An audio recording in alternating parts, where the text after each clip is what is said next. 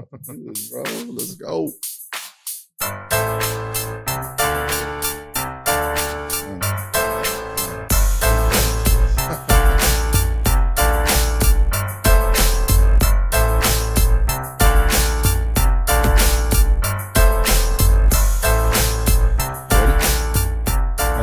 Do it. Might as well sink or swim, right? Let's go.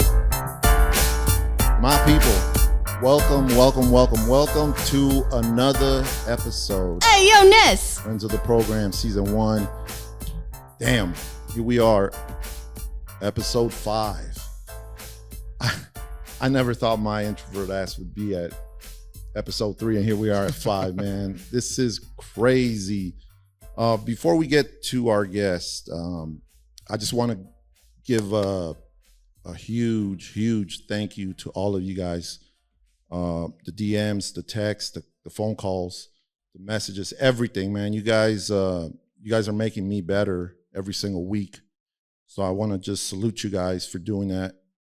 But yeah, let's get to my guest. When I tell you guys that I'm an introvert, my boy here, he's on the other side. He's just not on the other side. He's on the other side. He's an extrovert to the max. And I don't even know how we click so much, but we do. And it's just crazy. This is my boy, Daniel Rodriguez, Rise Realty. Thank you, bro. Yeah, no problem. Thank you for being on the show, man. Thank you for having me. Let me ask you, bro, before we jump into it. Yeah. Being an extrovert, what is it that charges your battery? And a two-part question. What is it that charges your battery? And what is it that drains your battery? Well, for me, it's always been an immaturity, I think. So kind of bouncing around and kind of just being kind of bubbly almost. But I do have my introverted moments, but that mainly comes with kind of me processing in my brain, like what it exactly I'm doing. Am I being professional, or am I just being myself, or am I being kind of like, depends on my role, whatever I'm doing. Okay. And the main thing that kind of drains my battery, life. When life is life, and man, it drains your battery. So how are you able to separate that?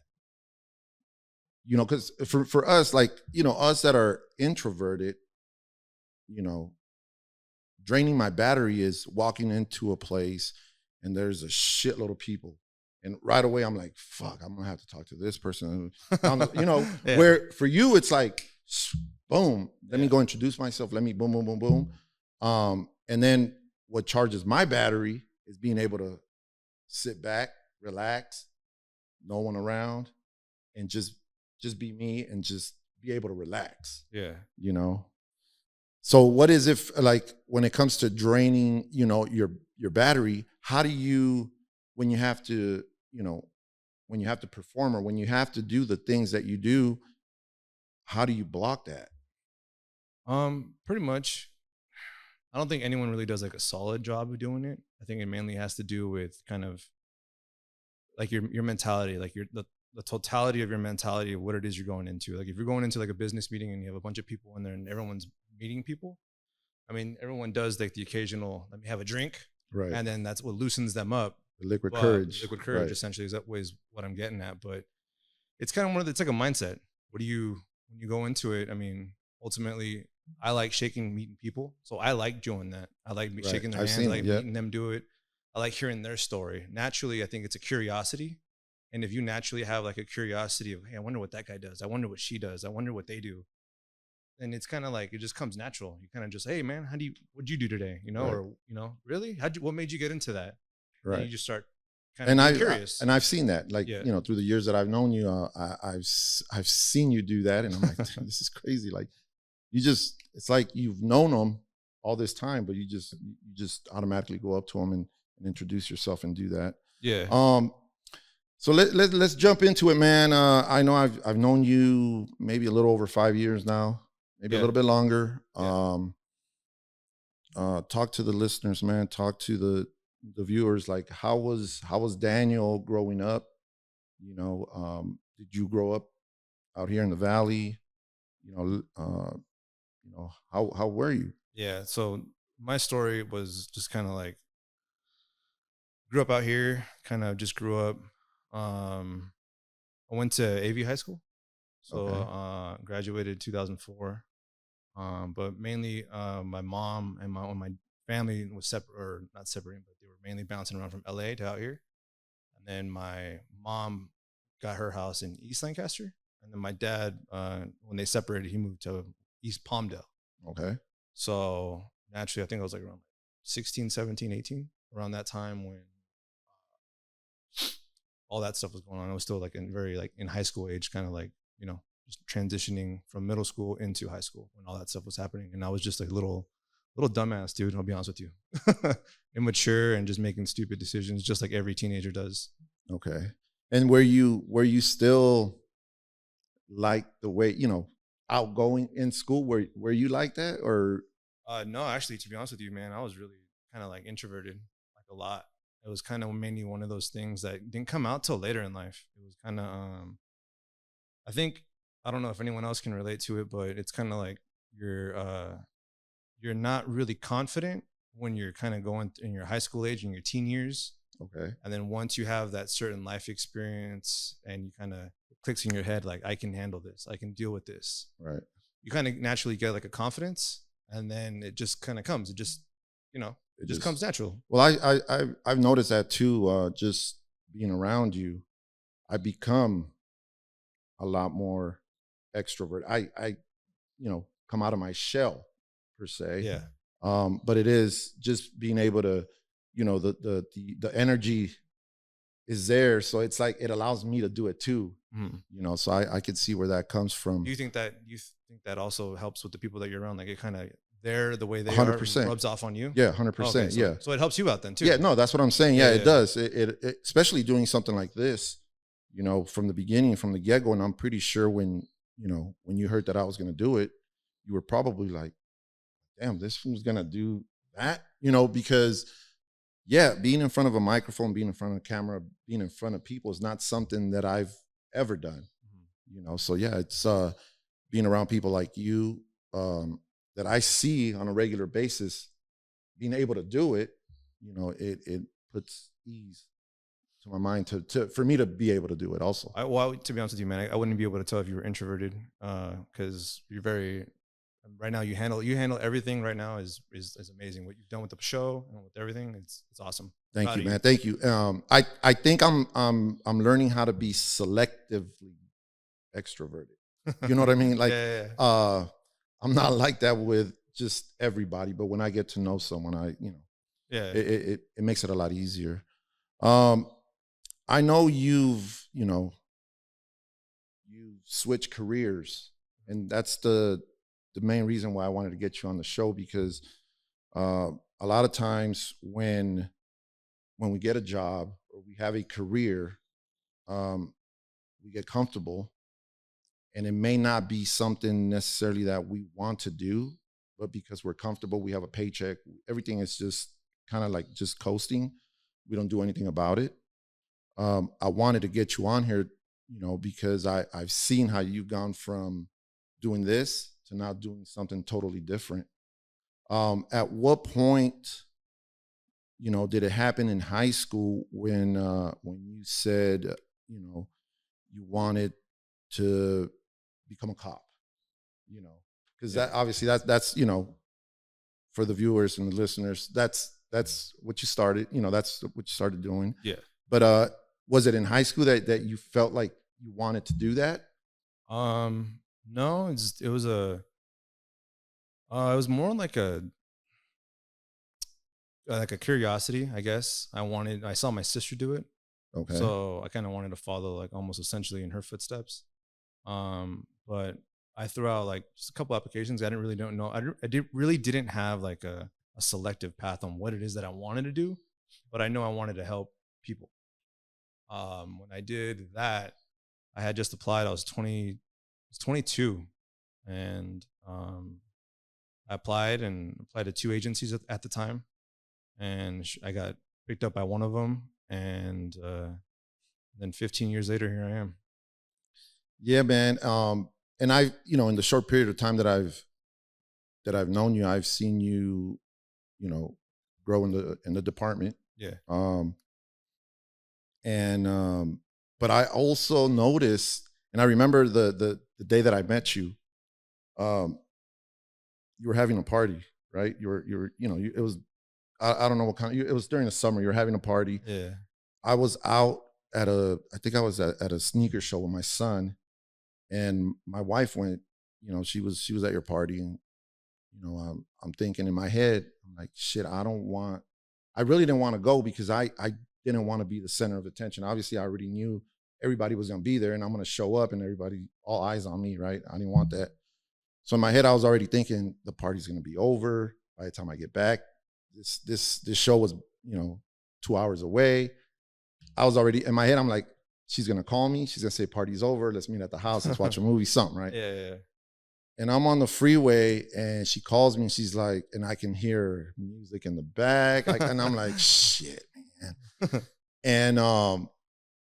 And I get there, I get to your house and there's all these people there. You're having a good ass time. And right away you're like, yo, what's up, Ness? Without even knowing me. Yeah. You're like, what's up, Ness? And then you get out of the pool, shake my hand, you meet me. And then we start hanging out and I'm like, how is it that this dude, being in the department, like, how are you able to shut that off and then be able to, enjoy your time? Yeah. Especially being in that industry. Yeah. It's, I remember, I think it was when a bunch of other people were there, right? Tony, there was a ton of people. And Jesse, right? And I remember I went to, just kicking back with my girl by the pool. Yeah. And you guys were like, nah, get over here. You're like, let's go take a shot. Yeah, I remember. And it was game over after that. I mainly think that the way you're able to turn it off, and it's just kind of like the person that you are. So that particular day was probably kind of one of, like any other Saturday or any other weekend, we're having a pool party. Your family's there, my family's there, a bunch of other people's families are there. And I don't know if you remember, I never really hung out with cops. I found that out after. Never really hung out with them because they're just not something that I really wanted to. It's kind of hard. It's kind of hard to say, but you don't really want to bring that over. And remember when I finally did though? Yeah, it was all bad. It was all bad. But it's kind of one of those things that you just kind of vibe with the people that you're around. If you're around good people and they're going to bring out the best in you, then they're kind of like Allstate, man. You're in good hands with all your people that you're around because you trust them to be at your house. So you almost like you let your guard down, and it's just kind of like you're having a good time, and you naturally want everybody there to have a good time with you. Right. So that's essentially why we were like, get over here, man, come. Yeah, and I saw it right away, and then my mentality was like, fuck, man, like I'm going to some cop's house. Yeah. Motherfucker's gonna be a dick. Like this typical, like he's typical. Yeah, that fool's gonna look at me. Stereotype. Like, yeah, right. Like, like who's this fool doing? In my house. Like, but it was the total opposite, man. And it was dope. Like I appreciated that, and then especially you guys coming out, you saying, yo, let's break the ice. Let's go, let's go take a couple shots. Yeah. By the way, he's been super smart when it comes to real estate. You had a really nice house when you were young. When you had, yeah, I was able to see it, and then you sold that property, and then you bought your new property, which, by the way, it's even nicer. Overlooks the golf course, 2-story pool, jacuzzi. He's got everything. It's perfect for these parties that he throws. Have you ever been into investing? Yeah.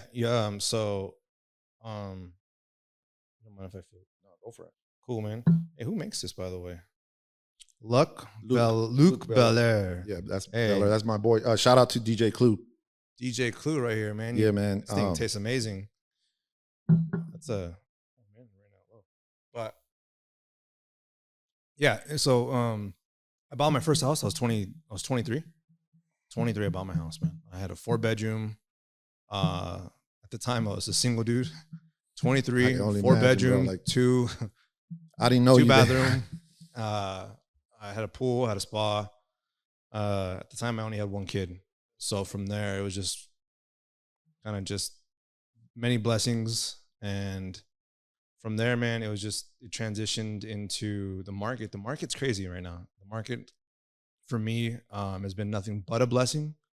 Right. Even with land, with home purchases.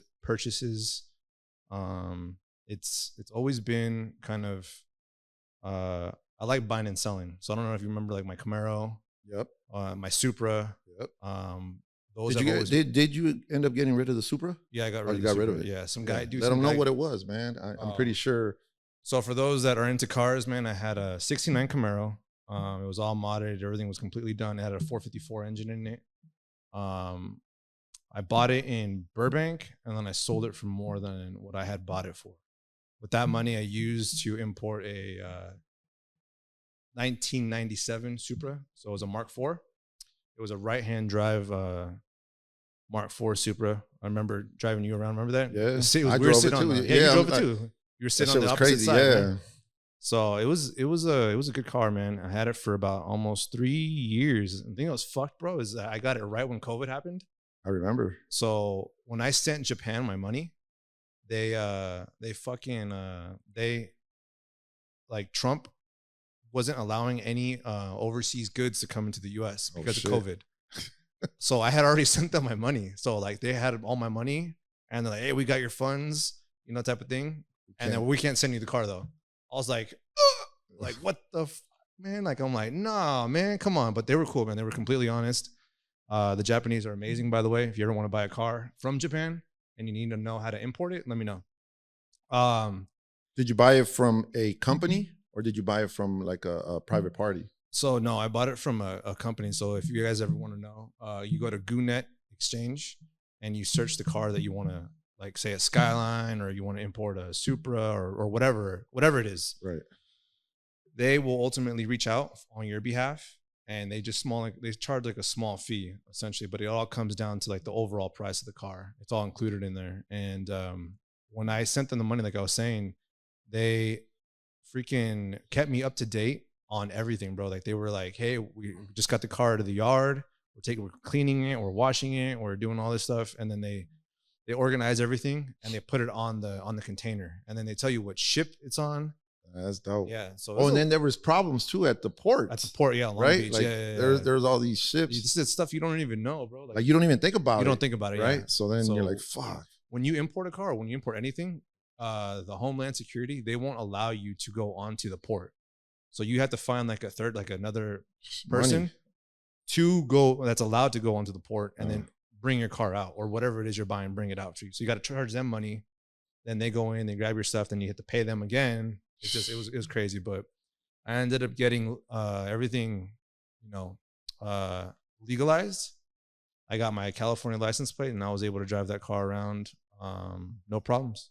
How long was that process? Like because of COVID, how long did it take for you to actually get the vehicle? That's a good question. So I sent them in February in 2020. I didn't get the car till May. Okay, so a few months. Okay. Yeah, but after it's kind of like, man, I just sent myself money, bro. It's like thousands of dollars, and then plus you could be using that money to invest in other things. Yeah, which you do, right? Because I've seen you. Yeah, usually you showing me your investments. Yeah. So for anyone I'm big in crypto. If you ever wanted to learn about crypto, I have a lot of money in crypto, and that's mainly what I do. Now Bitcoin? Do I have Bitcoin? Yeah. Yeah, I have Bitcoin. I have Bitcoin. I have Ethereum, XRP, XLM. Okay, you got all of them. Yeah, I have I remember like back in 2013, one of my boys, shout out to my boy Pablo, man. He I remember, bro, like that fool was like, hey bro, you should buy it. Did you buy Bitcoin? Bitcoin. And then I was like, let me ask you this, did you do it? I didn't fucking do it. No, I was like, what the fuck is that, bro? Like, nah, man, digital money, like, especially during that time, like at that, So I never did it. And I think at the time it was like it's like $100 and something bucks. Maybe it was under 300 for sure. And he's like, bro, you need to buy Bitcoin, bro. Yeah. And fuck, dude. And every time I see it, you know, I don't know where it's at now, like 80. 62. Oh, is it? Yeah. It's up there, you know. But still, man, like when I see it, I'm like, fuck, man. You know, but yeah, man, I missed out on that one. But that's cool. You have a nice portfolio. Yeah. It's very diversified now. I try to be smart about it as far as where you move money to from one account to another. But it was all thanks to ultimately law enforcement. That's what was able to. They don't really teach you that stuff, right? But they provide the opportunity to do that, right? And be able to, once you learn how to do it, you can manage and move your money around, play with it, and that's essentially what blessed me. I've been lucky, man. I've been blessed, and I can't thank the man upstairs more than Yeah, man. And speaking of law enforcement, I see you got tattoos, bro. Did you when you joined, is there a certain tattoo that you were like, I need to get this on me to represent that? That's a no. I mean, so the question is, did I ever want to do that? No, did you? Did I ever do it? Yes. I did not. No, I did not. Okay. I know that there's especially right now with all this stuff going on, I don't know if they consider it it's not, I don't think it's considered a gang, but I think it's kind of like almost like just a group of friends, if you want. Okay. And like the Jump Out Boys. Hey, man, I don't know about all that. Those fools, I don't know what that is. That's New York, that's like baby. New York? Damn, everywhere, dude. Let's switch it up a little bit. If your viewers ever want to know about that, just tell them to message you directly. Yeah.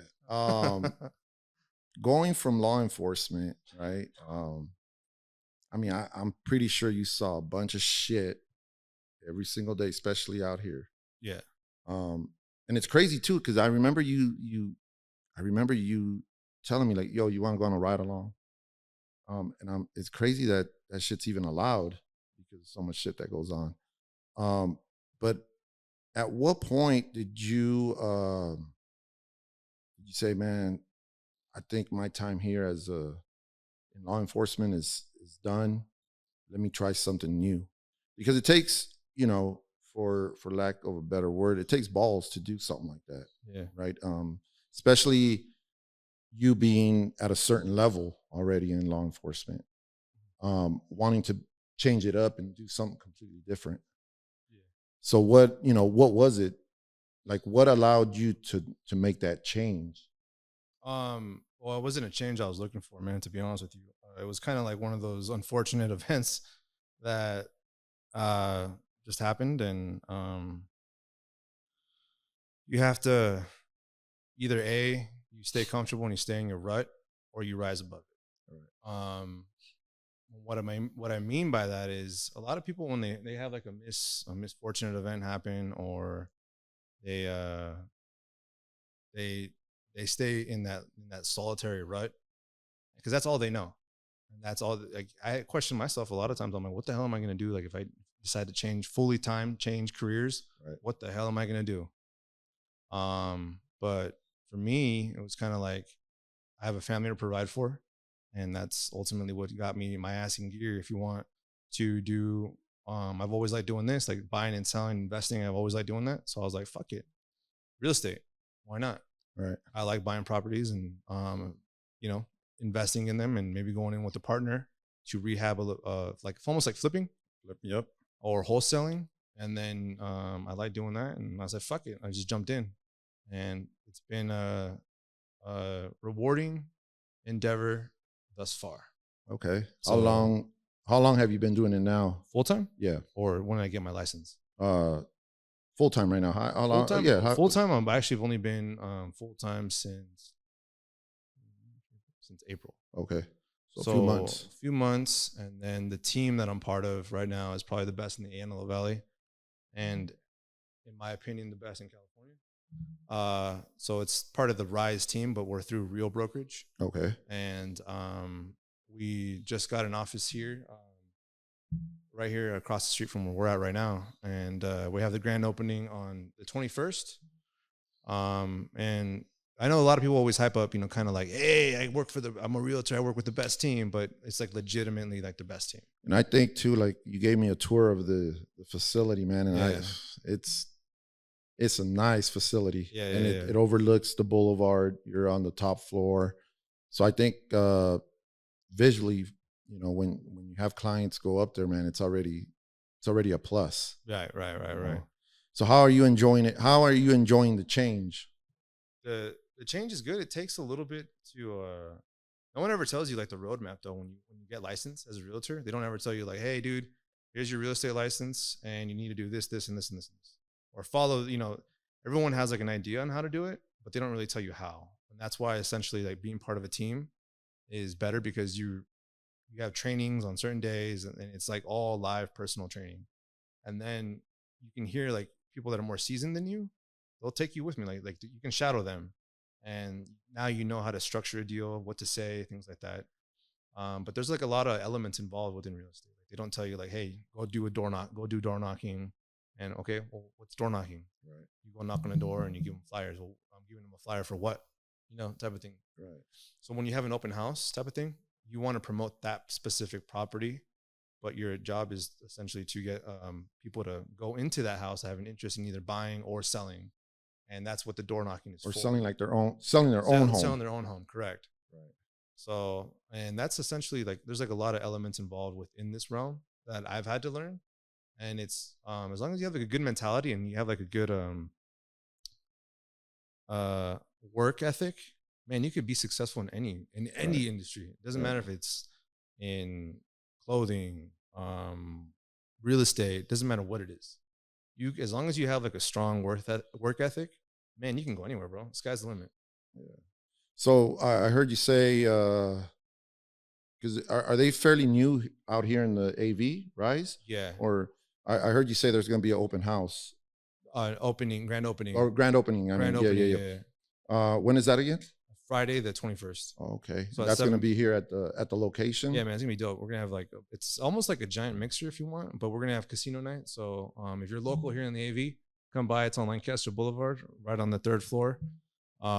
Work with a bunch of great agents, and it's just nonstop with them, man. Like it's all like-minded individuals that want to win. They want to win. Yeah. And am I gonna, if I go to a different brokerage and people are kind of just nonchalant, do I feel like they're gonna pull me to my next, like my highest point? No. So you want to join a team where everyone is like-minded. Everyone's there. They all believe in God, and they kind of just ultimately bring everybody up, bring yourself up. Like if I got a deal, I'm encouraging you. If you need help with something, or you have a deal, I'm going to encourage you. I'm going to help you out and team bring players. Team players. That's all it is. It's just team players. That's cool. And I'm pretty sure that was one of the things when joining a team you were looking at to see who was going to be able to basically be there for you. Yeah. Right. Well, I mean, honestly, my friend Patrice, shout out to her if she's watching. She's the one that actually pulled me onto the team, and she is a lender. And ultimately, me just being like the team just started this year in January, but seeing like all like their work ethic, like Eric, Arvin, a lot of the other agents that are like producing, seeing like their work ethic and their ultimately their drive to produce, right, makes you want to be part of the team. Right. And then you have a dope fucking office like this, like that's a win, bro. Hey, believe me, it's the future. That office is dope. So like if you were buying like a house and you were like, hey man, come meet me over here at my office, and you go up there, you're like, oh, yeah, like this is a team I need. Yeah, for sure, 100%, man. Like I'm not lying. I'm I love going into places like that because of automatically the energy changes. I feel like it's a vibe, right? Yeah, it's definitely a vibe up there, man. Yeah, it like I said, I've known you some time, man, and it was crazy to me to hear that you were going to go from law enforcement to real estate. But I think I told you, I said, I think you're fit for it. Yeah. You know, it's, You used to tell me all the time, dude. yeah, We'd have like at the parties when we'd have like hanging out at my Yeah. house or whatever. It's like, bro, I can't believe you're a fucking cop. And you're like, he would tell me like, I don't see you doing that, bro. I never could. And that's why I asked you the question earlier, man, like how you were able to, how were you able to like change it up? Because even that day, the first day I met you and we're going home and I'm like, baby, you sure this fool's a cop? That fool don't act like a cop, you know, like, but yeah, man. And then I saw it. I saw you, grow within the department. I've seen you become a detective. Everything, the works. Yeah. But I'm, I'm happy, man. I'm happy for you. I'm happy that you made the change. And best of luck with your new endeavor. And I'm sure you're gonna kill it. I wanted to get you in here to talk about it a little bit. Yeah. And I know earlier you asked me if you were gonna be able to ask me a question. Yeah. Right. Or questions. So I do have a part of the show where I get to flip the mic over to you, man, and allow you to ask me a question. When we were building, putting the show together, that was part of it. A lot of people do have questions for me. So the mic's all yours, man, and I'm gonna try to answer it as truthfully as possible. Yeah. What no, I was just gonna piggyback on a lot of the things that you were saying. Essentially, was when you decided to do a podcast, what made you kind of like, this is something that I want to do? Like, It wasn't. Was it? No, it wasn't something I wanted to do. Oh. My wife, and my wife, I mean, she's another extrovert. Shout out to Brenda. Yeah, shout out to my wife. She had already been telling me, when I'm not a production guy, and I love being in front of the computer designing, but one thing led to another, and people needed merch, stores needed my brand, so I went back into production, and then I ended up hiring people, right? And then here we go again on this, it's like nonstop. The day I told my wife, I said, I don't want to do this shit no more. I don't want to, production is not for me. Mm-hmm. I'm going to shut that part of my business down. I'm just going to continue to design. I'm going to continue to sell, but I'm just going to outsource it. I don't want to do it anymore. So you obviously see the area here, the shop, it took me a while to build it the way I wanted it to. So we didn't want it to go to waste. So she was like, what are you going to do now then? Why don't you just do a podcast? And that's how the whole thing of flipping the mic is, because a lot of people too, within my industry, they had a bunch of questions for me, like, how do you get into these stores? How this, how that, like, how many shirts are you guys printing? They had all these questions. And the t-shirt, with my apparel company. Got it. So a platform like this allows me to talk about it, or to talk about it to the masses, right? Without having to sit down with each individual person. So I really didn't want to do it, man. I told you I'm getting better at it, I feel, but just being in front of a microphone, being in front of a camera, it was scary for me, man. Yeah. And so I kind of brushed it off. And then my boy Vern and his wife were over at the house one day, and we're sitting there, just drinking, having a good time, and they both said it too. They were like, you know what? Like, now that you're not printing shirts, they're like, why don't we always see you? Like, maybe you should do a podcast. And my wife is like, there you go. I've been telling this. There you go. And I'm like, fuck.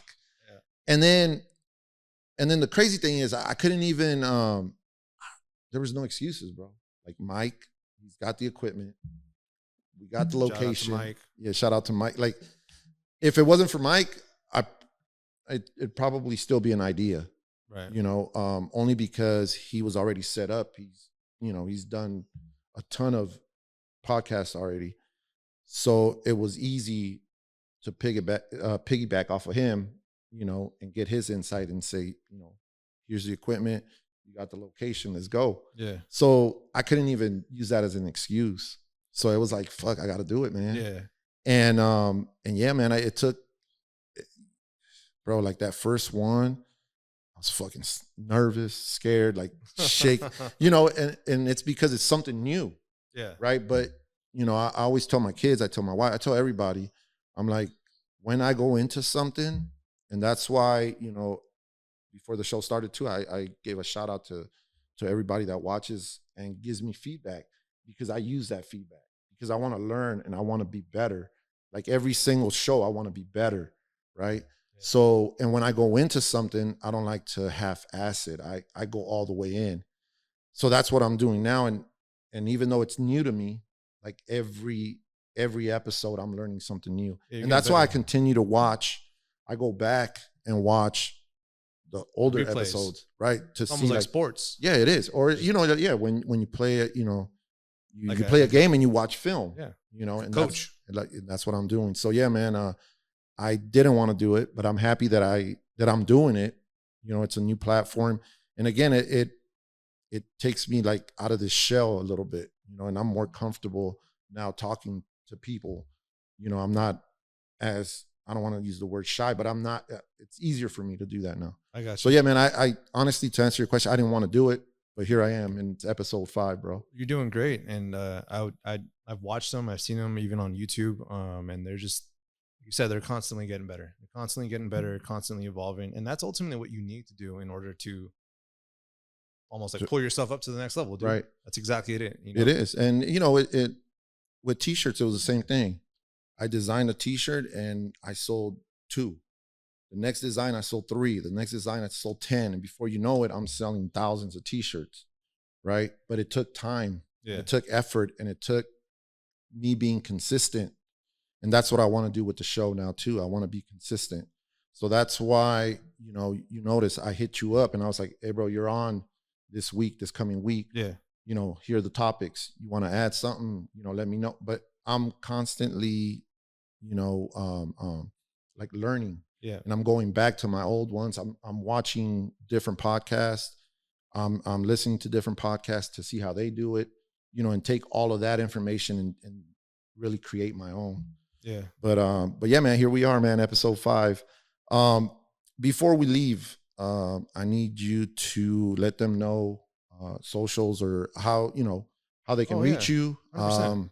In case you never know, man, someone might need to sell their home, might need to buy one, and this is the man. If you guys ever have any questions in regards to buying or selling real estate, man, my Instagram is pretty much Daniel Rise Realtor.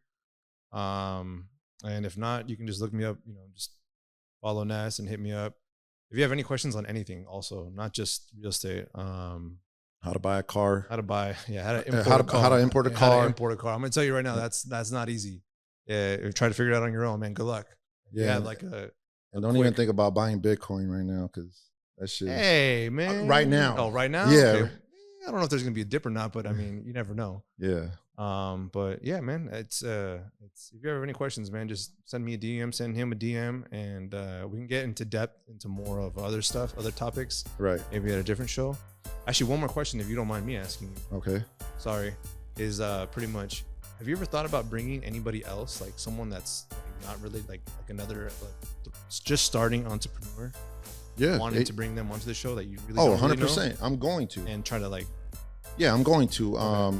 That's a future plan, right? Yeah, it is. It's in the works. I think for the first 2 seasons, I really wanted to bring in people. That's why it's called Friends of the Program. It's people that I've dealt with over the years that I know they bring something to the table where even if they take a little piece of information, the viewers, the listeners take a little piece of information from my guest, it's all worth it to me. 100%. But yeah, it's definitely in the works. I mean, you see it next door with my wife's store. There's a ton of entrepreneurs over there. 100%. So I'm going to be bringing them in. It's just a matter of time. Right now I'm doing one, a podcast a week. And who knows, in the future, man, maybe it's a couple of them. A couple podcasts a week. So, but yeah, it's in the works. Yeah. But hey, man, thank you for for being on the show, man. Yes, sir. Thank you. I told you I was gonna get you on, bro, and Yeah. I appreciate it, man. And I guess we can go have some more drinks, bro. Yeah, shout out to all you guys, man. Yeah. Thank you guys. Cheers, bro. Cheers, sir.